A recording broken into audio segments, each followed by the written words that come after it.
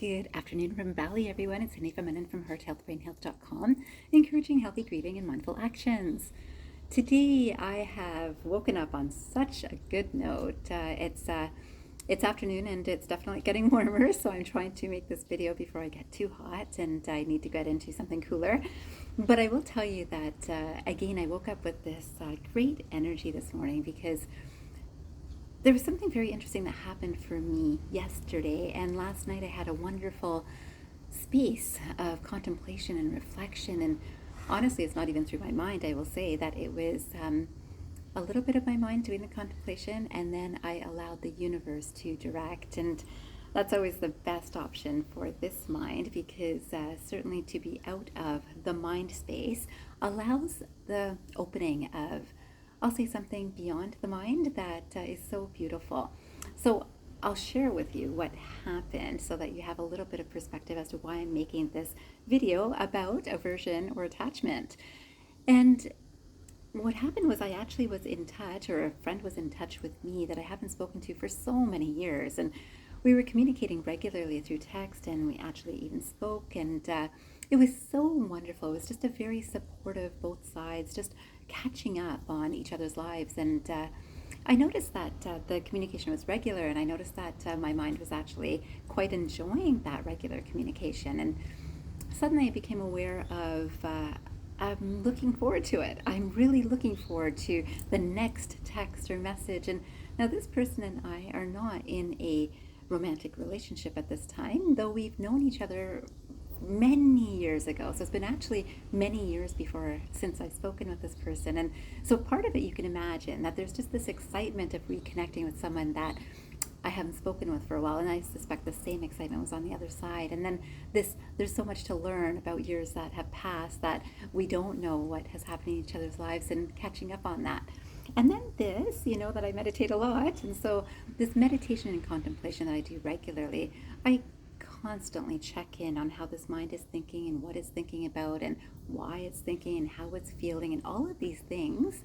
And I suddenly came to the awareness that there seemed to be a bit of, I'm going to say, looking forward to those texts. I was really excited and very happy to hear from this person, and so happy to communicate. And was it necessary? Is it necessary, that communication? Again, it's always nice to communicate with friends, isn't it? It's again, in that way, I had no doubt.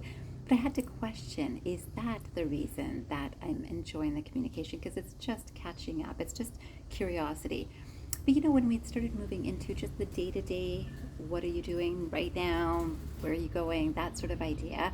And it was just curiosity on both sides, and just kind of checking in on I'm writing, or he's helping his daughter or something. And I realized that it wasn't really necessary. It wasn't really necessary. And I realized that there was the part of me that really wanted that communication that also wasn't necessary, but it becomes kind of almost an expectation then, doesn't it? And desires and expectations kind of go hand in hand. So I had a lot of thinking about this idea and thought, have I moved into a desire space that is then expecting that communication? And of course, when you have expectations, you also expect it to be good and all of these things. And so again, of course, and it was good, by the way. But again, everything changes in life. So I'm going to start with this quotation, because this whole idea is actually quite central to the spiritual work that I like to share with, whether in these videos or with friends or clients. And this is the first quotation that I came across that I thought really matched this perspective and this introspection that I was enjoying through my contemplation yesterday. It says, a feeling of aversion or attachment towards something is your clue that there's work to be done. A feeling of aversion or attachment towards something is your clue that there's work to be done. And so we can see that this could be an attachment. I'm looking forward to these texts, and maybe the other side is looking forward to the text from me too. And then there's the whole idea of the aversion. If someone doesn't like something, they really run from it. Now, these are the things that are spiritually based, that if we think about the things that we like, we run towards, and the things that we do not like, we run away from. That's the aversion. And this is constant in our lives for everyone. It's someone speaking well to me and I run towards it. Someone's not speaking well to me and I run away from it. And we all do this. This is not unique to Hanifa or to another person. It's unique to us. Not unique. It's the same for all of us that we do this. And then unless we sit down and question, do some contemplation and some serious introspection, some reflection, we just continue doing the same things unconsciously. And I really like doing things consciously. So I consciously made a decision to look at this carefully. And there was some communication with the other person about this awareness. And then there was the time to myself to have this awareness time and reflection time and allowing the universe to also flow through me and guide me. And it was so fantastic because it's exactly what I talk to clients about. And this is what happens, is that sometimes that we're so used to doing something, and especially for someone else, that we forget to do the same for ourselves. And this is what I recognize, that, wow, here it is. Here's this choice of running towards running away, that sort of idea. And what am I running from or to, and why, and all of that. And then allowing the universe to act through me.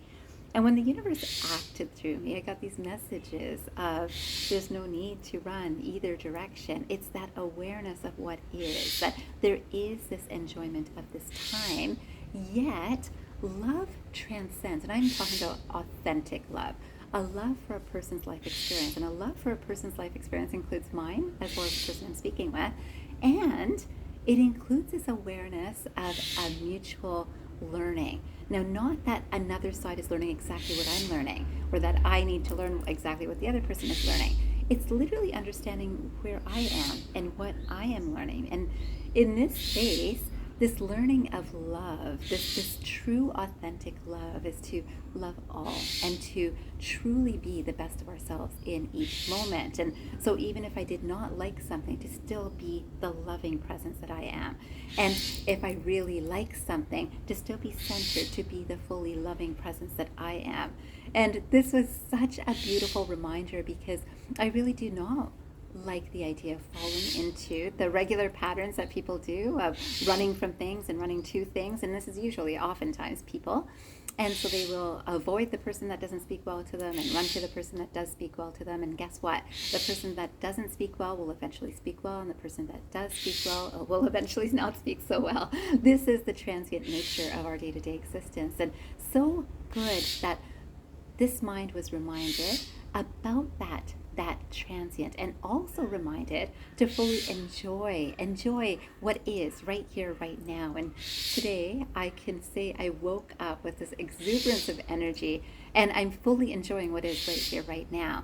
These are two souls that have reconnected to help each other in the evolution through our lifetimes. And I love this. And that each other is not limited to two individual people either. It's linked to all the people that we're all connected with. So the people that I'm connected with in my own personal and friends and family circle, the people that he's connected with in terms of his friend and family circle, this helps all of it if we can center on that true, authentic, loving space, which is not fearful, but just is. It just is. And it's accepting of what is and fully appreciating and experiencing what is. So this is what I am today. And I thought I would finish with one quotation, which I also absolutely loved, also Ram Dass, and I guess Ram Dass's work is in this mindset this morning. And this one says exactly how I feel.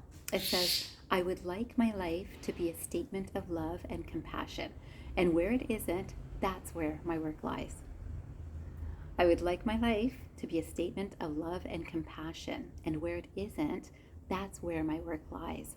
And if you are like this mind, that love and compassion towards ourselves is often the one that we might not fully appreciate and focus on, because we would think about, will this affect anyone else? And I can be very compassionate and loving towards others. Am I compassionate and loving towards myself? So I'm really happy in the situation. Do I start looking at it and thinking, I don't know, should I be this happy? Is anyone unhappy while I'm happy? And quite honestly, no. No one is. And the fact is unless I'm fully present to this love and happiness that's flowing through me, people around me can't appreciate it and experience it, and I certainly can't fully appreciate and experience it. And I do understand that through understanding our eyes open, we awaken, and we flow love. And this is what I wish for all of us. I don't think it's only my journey. I believe that we're all on this potential journey. And if you are aware of some similarities with you too, I hope that you practice love today, love and compassion. I wish you a fabulous day ahead, and I hope you remember, transform your mind and transform your life. Have a great day, everyone.